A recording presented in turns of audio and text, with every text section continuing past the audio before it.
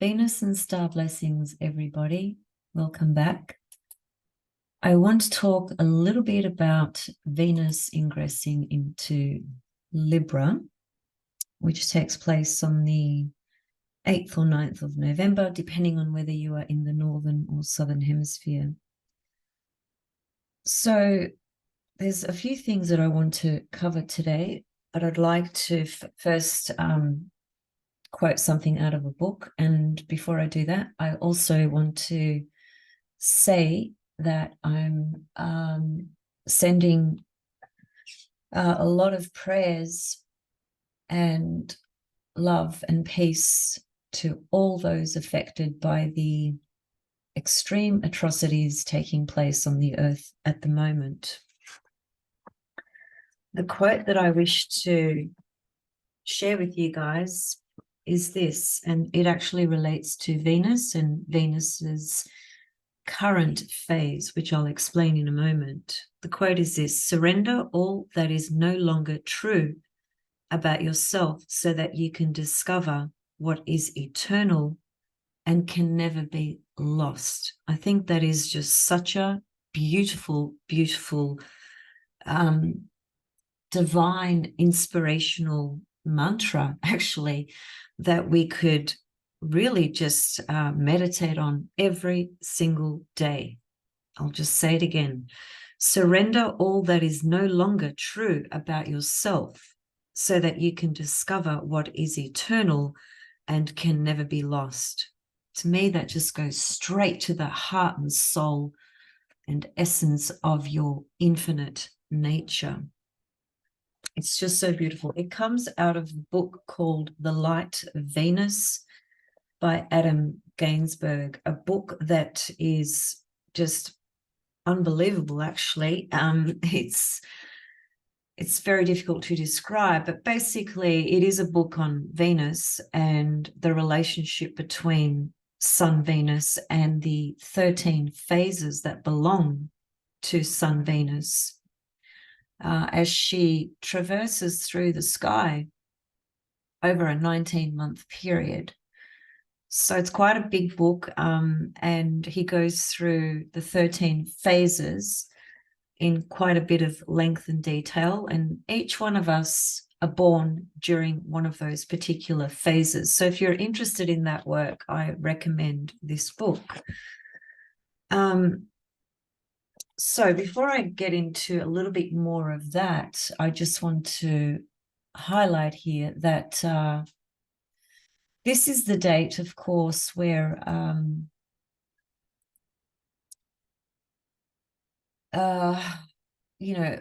of the most major world crises began. Now, I don't want to go into this too much, and I don't want to focus on this too much, but I will say this: there are about 22 wars taking place on the earth at the moment. And this date here corresponds to, you guys know what it corresponds to, right? So for those that are not familiar, Israel and Gaza. I'm just showing this because, on this date, Venus was in Leo. This is her morning star phase. She was reborn as a morning star in August. And I just find it, just really, really interesting that this all started while she was still in Leo. I think that's very, very telling. As we fast forward into the present, we just go to the present moment, which is here. So today is November the 1st. So rabbit, may you all have a blessed month. So Venus is in Virgo. She's been there for a little while now. And I think that Venus in Virgo, which is in her full position as per essential dignities and abilities. There's many different ways to look at Venus in Virgo, though, even though she's in her fall. It's not just there's not just one way to understand Venus in Virgo from the point of view of her position in fall. Gemini Brett did a really great little video on this just a few days ago, talking about the astronomy relative to Venus's position in Virgo and why is she in fall in that position. He's probably got it on his YouTube, so you can check that out to see what he says, because I think he made some really great points. And it has got to do vastly with the astronomy of it all, which I won't go into. But anyway, Venus in Virgo clearly has been problematic, you know, but it also has been eye-opening and insightful as well, because Virgo, being ruled by Mercury, is the archetype that corresponds to analysis and breaking down anything that it focuses on and looks at. It wants to understand the mechanics of why and how anything or any situation works or doesn't work, or why it's working in the way it is working. So there's a deep process of analysis going on with Venus in Virgo that can be applied to the collective atrocities and tragedies that are taking place. And from that perspective, it would probably reflect, I guess, the various analysis and opinions and perspectives and investigations and so forth that relate to those matters taking place over in the Middle East. Again, I'm not here to take sides. I'm not here to criticize, which would be Venus in Virgo. But I just want us to understand that, first of all, things are rarely, never as they appear. There's always so much more to a story, a side, a situation, a perspective. And if you're not there to see it with your own eyes, you will never really know. It's very difficult to know the actual truth of what's presented in this dualistic reality on the earth plane, because of the sheer nature of the personality in its fragmented and broken forms, driven through fear or greed, power, and so forth. So, you know, it's a very complicated matter, really, what's going on over there in the Middle East. But what has Venus in Virgo shown us through that? It's shown us on the one hand, a lot of different ways of looking at what's going on, because the most immediate reaction, of course, which is activated and triggered through our human nature, would be to feel anger, pain, loss, fear, confusion. You know, all those sorts of emotions are highly activated naturally when things like this are going on. But there are bigger ways of looking at all of this as well. And Greg Braden, who I quoted not so long ago, has some really powerful messages and perspectives and descriptions on those matters going on as well. I think ultimately and fundamentally, we must transcend the urge to hate or project anger or project anything that will not bring unity and peace, really. We must resist that and transcend that, because it is division that really sets up these kinds of situations, which these situations have been going on for thousands of years. They're not new to this world, and they're not new to our lifetime as well.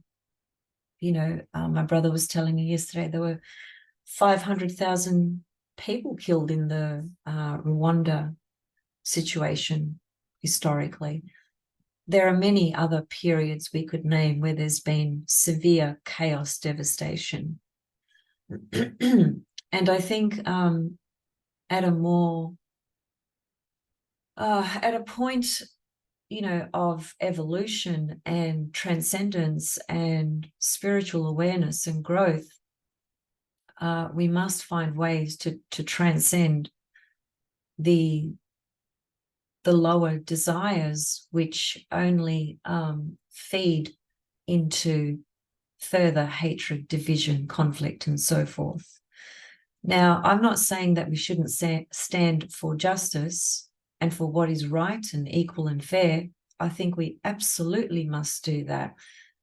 But we can do that in very specific ways that doesn't involve killing or projecting hatred or being overtaken by evil, as it were.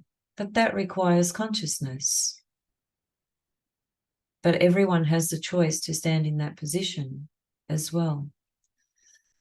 So as Venus completes her journey in Virgo, which will be by the 9th of November, just show you that chart.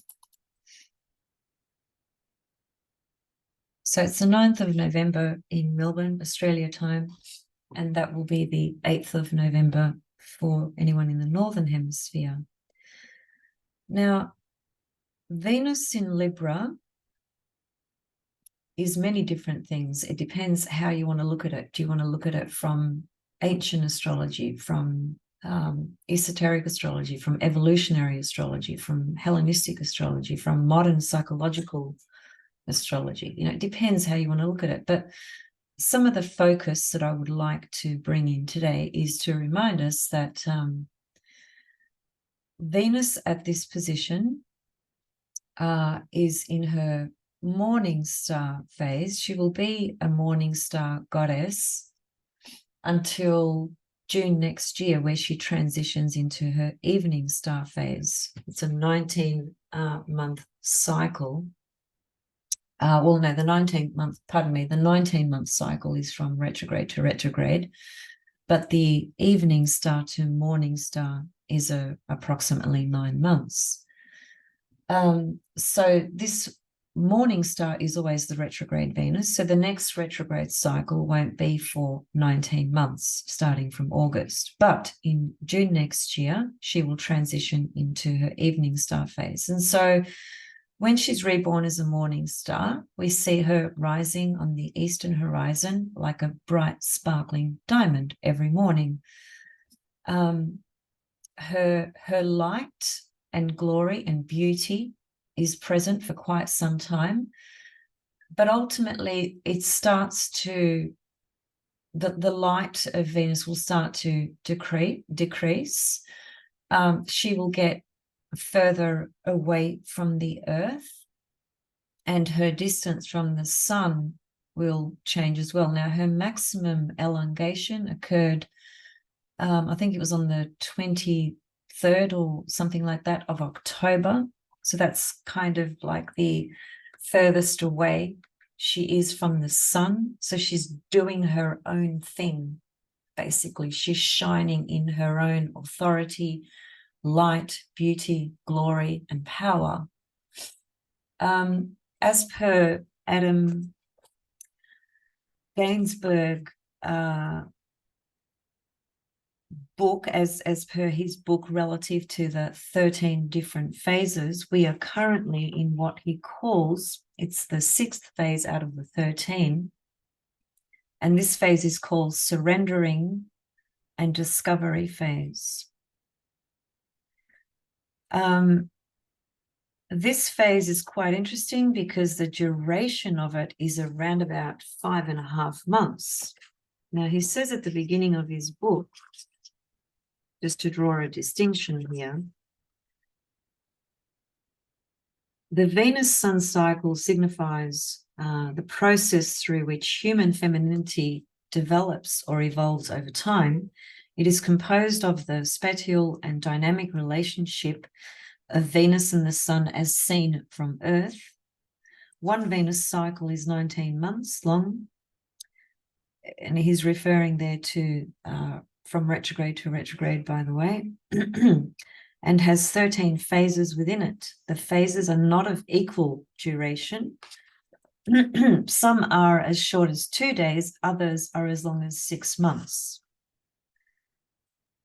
The Venus cycle and each phase within it is based on our view from Earth rather than from the Sun. Venus's appearances and disappearances, changing direction, and maximum elongation and brightness are some of these events which signal the shift from one phase into the next. So, as you heard there, he talks about some of those phases out of the 13 as short as 2 days long, and some of them are up to 6 months long. And so the one we recently stepped into, which started when Venus was at her maximum elongation, is the surrendering and discovery phase, which is the 6th one in the 13 phases. So some of the things he says, I won't read all of it because, you know, there's a couple of pages here, actually, a few pages, but just a couple of comments.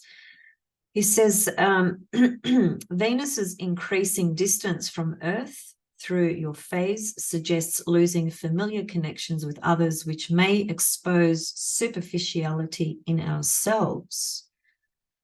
Together, these factors create a decreasing dependability on your appearance, persona, or others' opinions of you. The dynamics of your phase say that you are to shed your stale habits and superficial reliances so that you can discover the real substance of your feminine self.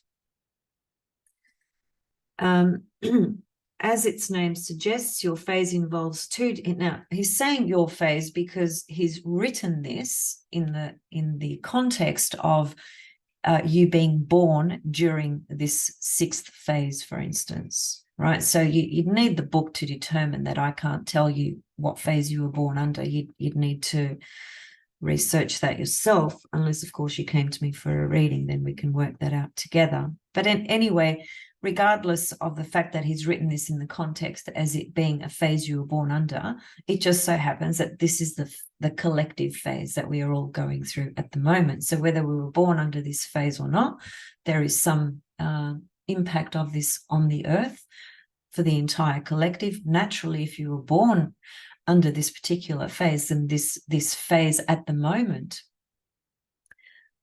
is highly significant for you. It's better to see, I'll just start that again. As its name suggests, your phase involves two distinct processes which are not limited to order in which I've placed them, surrendering, discovery, in brackets. It's better to see them as coexisting or co-emergent. They're closely related and always work together. They're also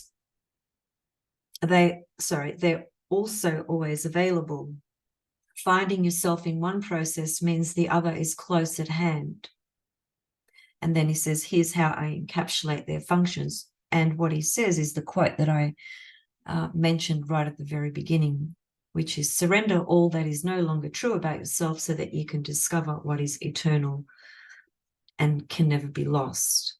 So this phase at the moment speaks to some of these sorts of themes, and also through the point of Venus being in Libra, which Venus in Libra is in her domicile. So she's a very strong Venus, for lack of a better word, being in her own sign, of course.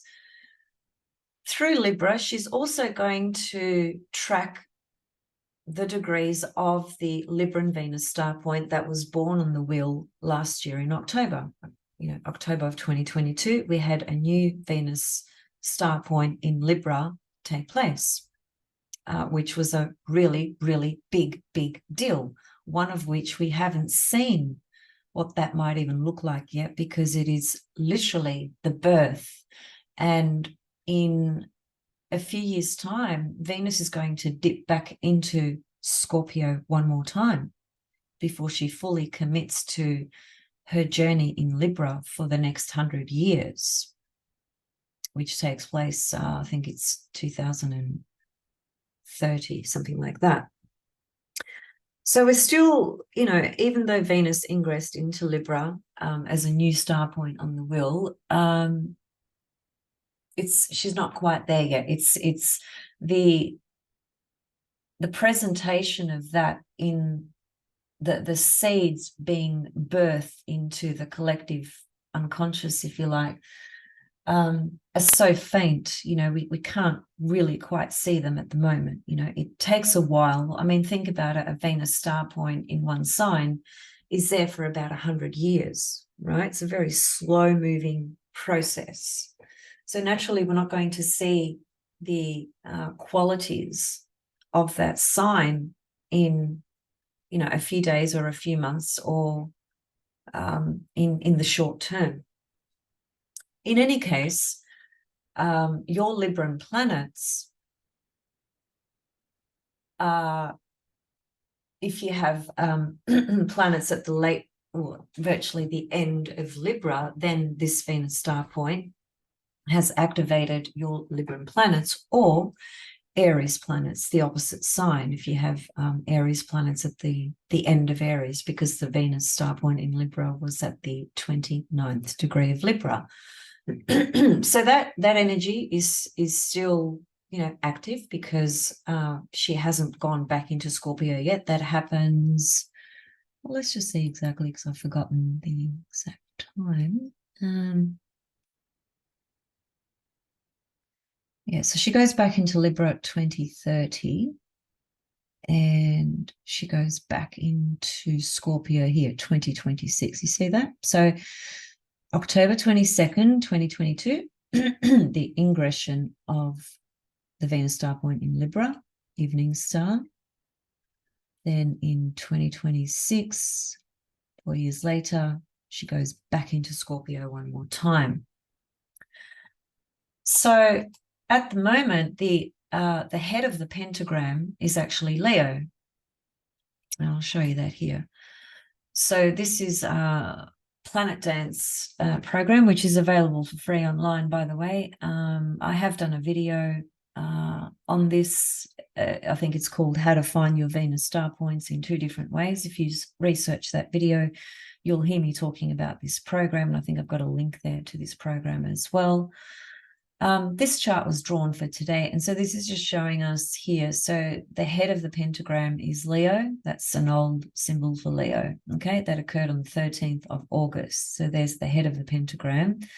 The receiving hand is the Libra point, okay? So at the moment, the Leo morning Venus star, which is the active star point on the wheel, is receiving energy from Libra. So Venus ingressing into Libra in a few days' time is an area of your chart, if you like, that's really lighting up. The energy is going to be animated, activated. You know, it's going to be pulsating. There's going to be a spotlight there, because Libra is the receiving hand to the head of the pentagram, which is Leo. So just, you know, a simple way to think about it. And just for the rest of them, the receiving foot is Capricorn, which occurred in 2022 of January. The giving hand occurs next year, which is the evening star in Gemini. There it is there, 14 degrees.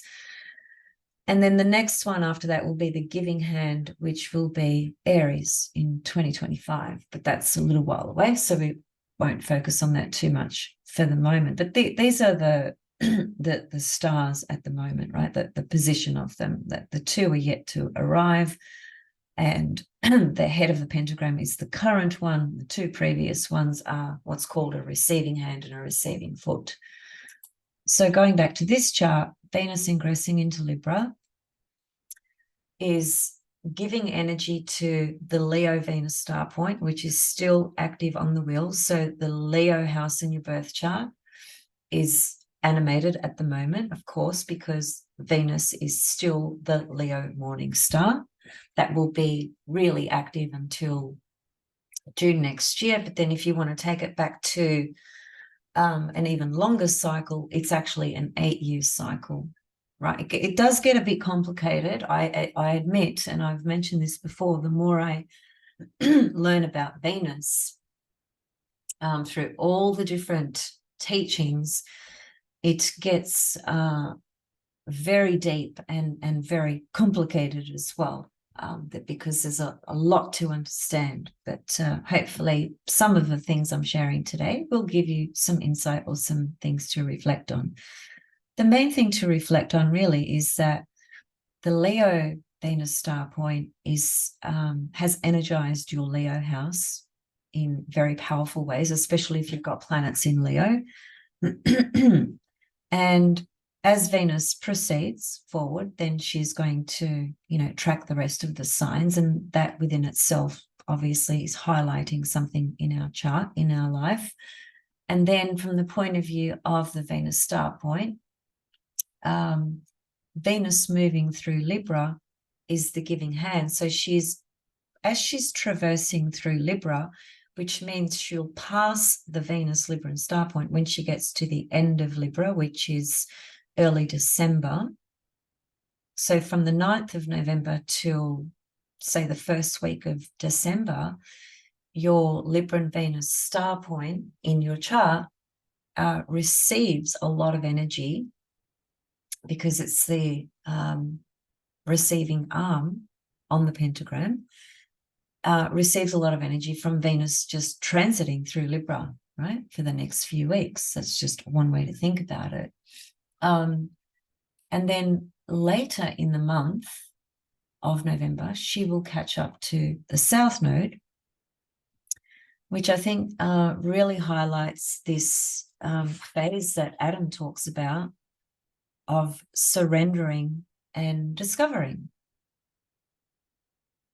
And just take it back to that beautiful quote, surrender all things that are no longer true about yourself, so that you can discover what is eternal and can never be lost. As I said, that could literally be a mantra that you could have in your heart every single morning when you wake up. How beautiful would it be to wake up and to chant that mantra to yourself? That's really a recognition of what's superficial, of what you are pretending to be, let's say, of the mask that we wear, and so on and so forth, to strip that back, because all of that is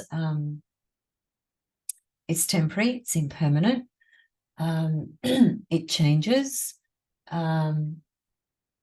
it's static, it can transform, it can fall away, it can be lost.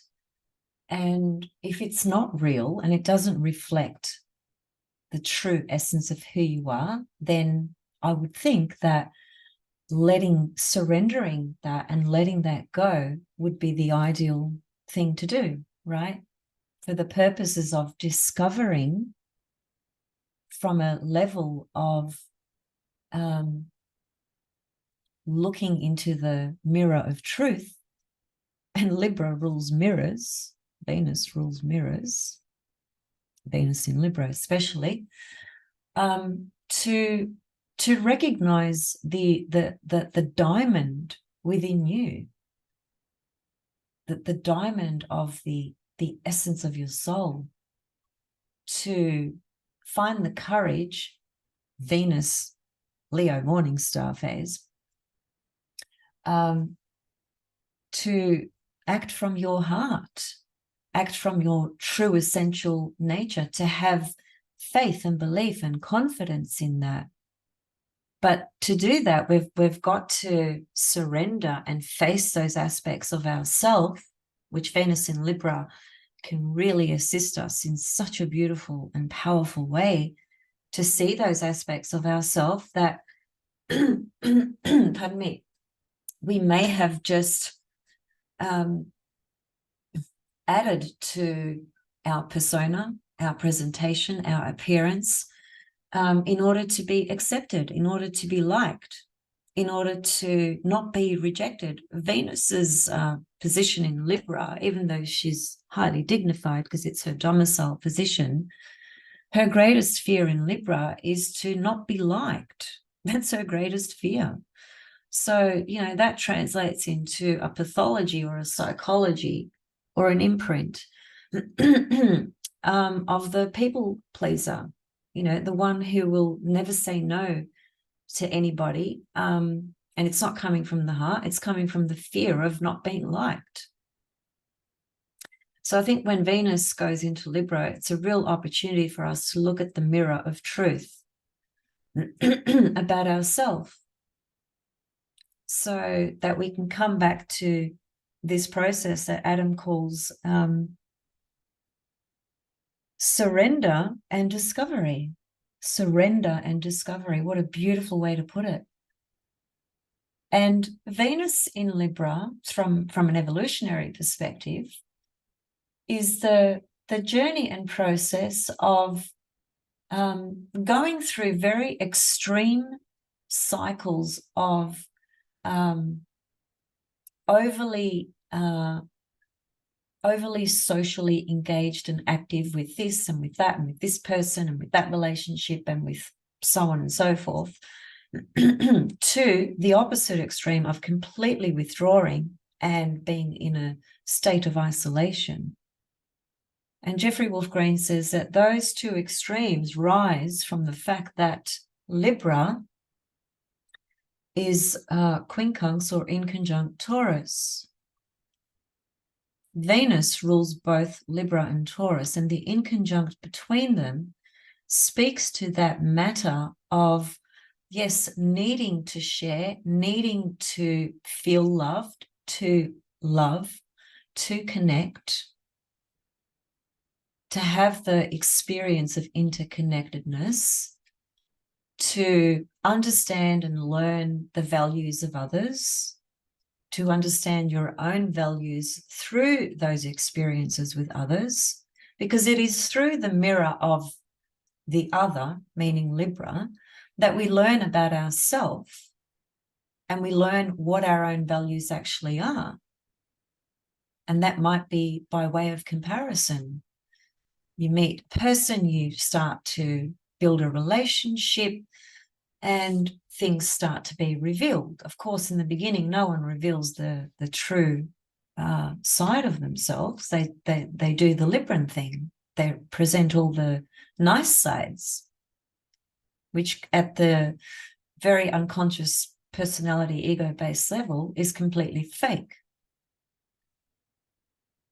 And then, you know, as time goes on and we deepen in that connection, which would be Scorpio, Venus in Scorpio, well, then we start to see the truth of that person, of their values, and so on and so forth. And through that exchange, interconnectedness and so forth, we discover more about ourselves. So Venus in Libra is a powerful journey for all these growths and developments and evolution in our own journey of relationships and the relationship we have with ourselves and the values that we uphold, the values that we share with others. And Venus in Libra, because of that social butterfly component to her, which she can be like a bit of a chameleon because she can float around everywhere and just be with everyone, and that process enables her to, yes, share and also appreciate and hear where other people are coming from, but it also helps her to figure out where she stands in all of that. But in order to do that, she's got to embrace her opposite, which is Aries. The dilemma between Libra and Aries is, if I stay in partnership with somebody and just step into their world and stay in that world with that person's values, morals, likes, dislikes, whatever it is, and I get so enmeshed in that, I've lost my own identity. Aries. That's the polarity, you know, of Aries Libra. It's I need to feel independent and have my own sense of person, identity, personality, and so forth. And then in Libra, it's, well, how do I bring myself into relationship to the other and share myself with the other without losing my own identity? That's that's the inherent balancing act, if you like, between Aries and Libra. So too much Libra, you lose your identity. Too much Aries, you become very selfish and are unable to meet people halfway, or understand where other people are coming from, or accommodate, or compromise, or appreciate, or listen. Venus corresponds to the gift and art of listening, especially in Libra. So, you know, these are some of the themes we can think about for the next few weeks. People, as I've said numerous times, assume that Venus in Libra speaks to balance, and she does speak to balance, but doesn't mean that somebody who has Venus in Libra or the Sun in Libra is automatically a complete and utterly balanced person. Absolutely not. What it does mean is that the notion of balance is a core underpinning of their makeup, you know, and what they are trying to cultivate and establish in their life. And to cultivate and establish balance, we have to see the diversity.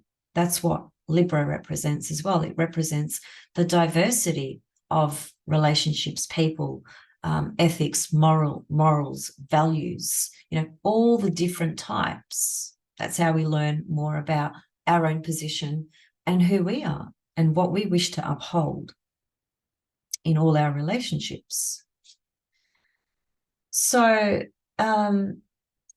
powerful time for Venus in Libra. I will come back and address Venus in Scorpio, because that's a whole other story altogether. But by the time she gets into Scorpio, a lot of these planets here in Scorpio, currently present in Scorpio, including numerous goddess divinities, asteroids, also in Scorpio, which you can't see in the chart because solar fire doesn't have symbols for them to be placed in the chart. But I think I did a small video just recently pointing to the particular feminine divinities in Scorpio currently.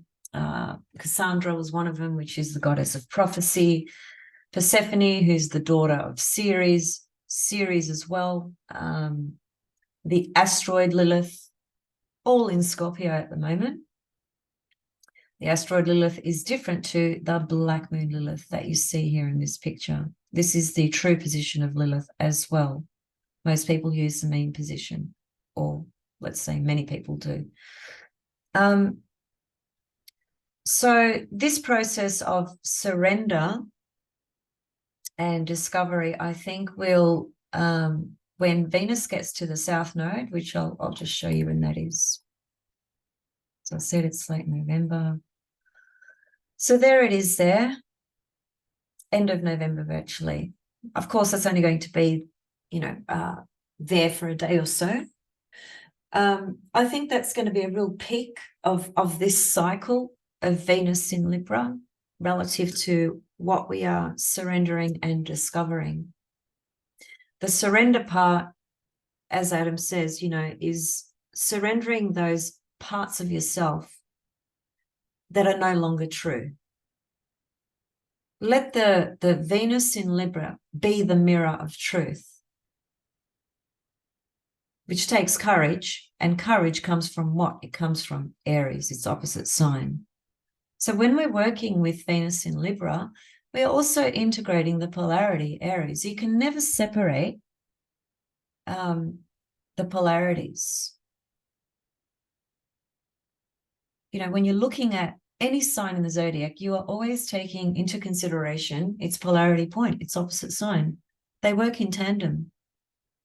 They appear separate, but they're not. Let me just see what else I wanted to say here. Saturn is going to station direct by the 6th of November. So, that's just a few days away. I'll see if I can come back and speak to that. I'll do my best. Mercury is out of Scorpio by the 10th of November. Mars is out of Scorpio by the 24th of November. Sorry, it's a little bit later, I think. Is it the 24th? Actually, even more important than that is the fact that Mars will be occulted in the month of November. And I've said this already over the last few weeks. I spoke about it with Rumen Kolev. I spoke about it in a video myself, I think when I talked about Scorpio season, and also I think I've mentioned it about in 3 or 4 videos, that Mars will be occulted and Mars is invisible. Mars will be invisible until January 2024, by the way. So there's a lot of things happening on the Earth and that are still going to happen that we have no clue about. There's so much secrecy, so much hidden agendas going on. It's like it's unbelievable what's going on. But the other factor is that Mars in Scorpio is even though it's invisible and will be occulted, which imply very powerful happenings on the Earth, that's clearly obvious. But Mars in Scorpio it's its domicile position, so it's a very, very powerful Mars, and it stirs up the entire depth of the ocean, right? It stirs everything up to bring to light what has been hidden. Now we can apply that to the Earth and the collective atrocities that are going on and so on and so forth. And we can just apply it to our own self as well. Mars and Sun and Mercury and Ceres and all those asteroid goddesses, it is a time of serious purging and transformation, transmutation.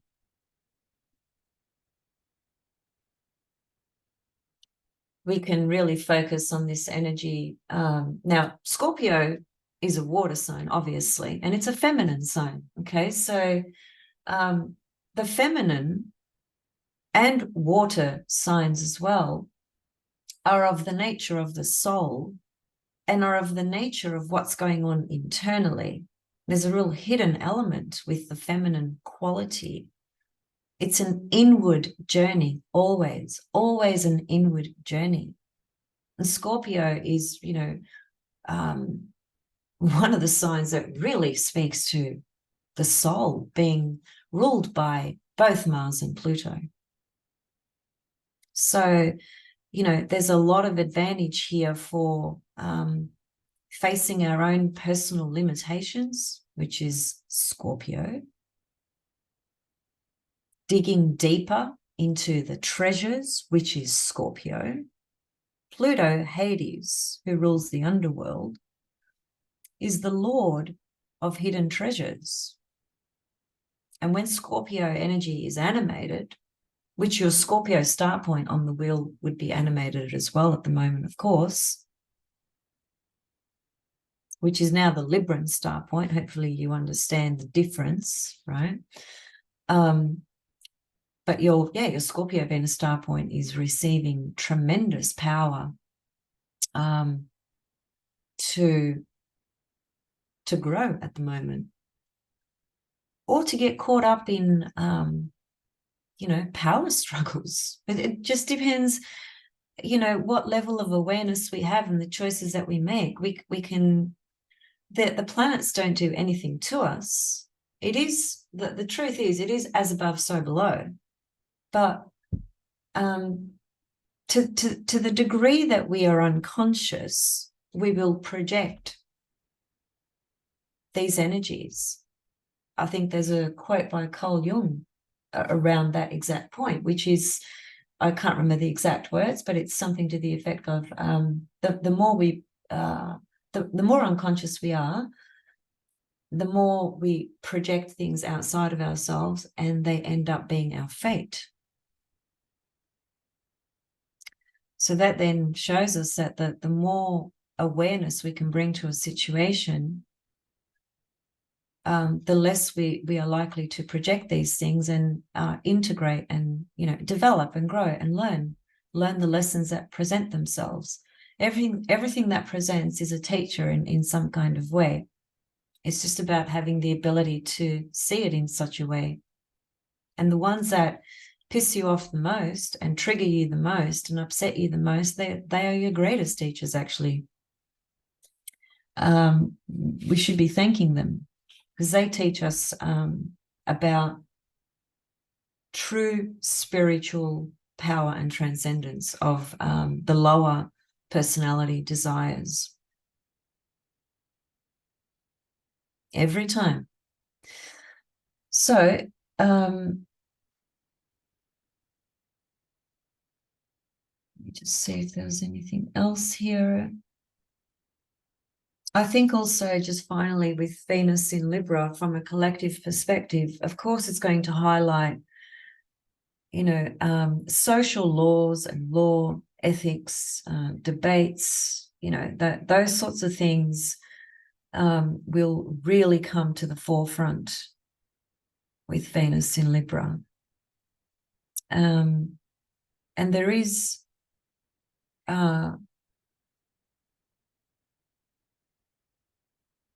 there's a real desperate need for that relative to what's happening in the Middle East. Doesn't matter which side you're on, or if you're neutral or whatever, there are war crimes being committed. That's just a fact, and a very unfortunate fact. So that there does need to be, intervention, and peace needs to be brought through very, very quickly.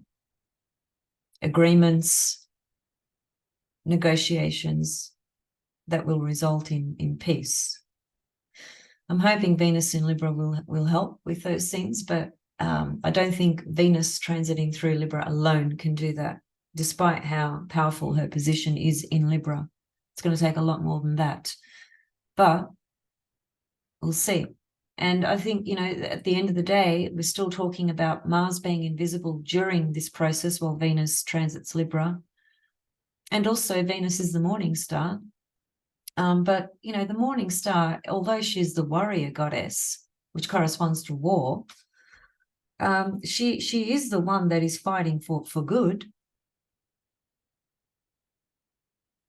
And, living in a world of duality and the earth plane, sometimes things need to happen in such a way, in such an extreme way, for things to really turn in the complete opposite direction. In any case, I'm hoping that peace comes a lot sooner rather than later. Sending you all much love, many Venus star blessings, and I hope this was useful. Let me know what your thoughts are. And don't forget, my astrology classes are open. You're welcome to join. Or if you want to connect with me through some type of reading, just reach out. My details are in the description below.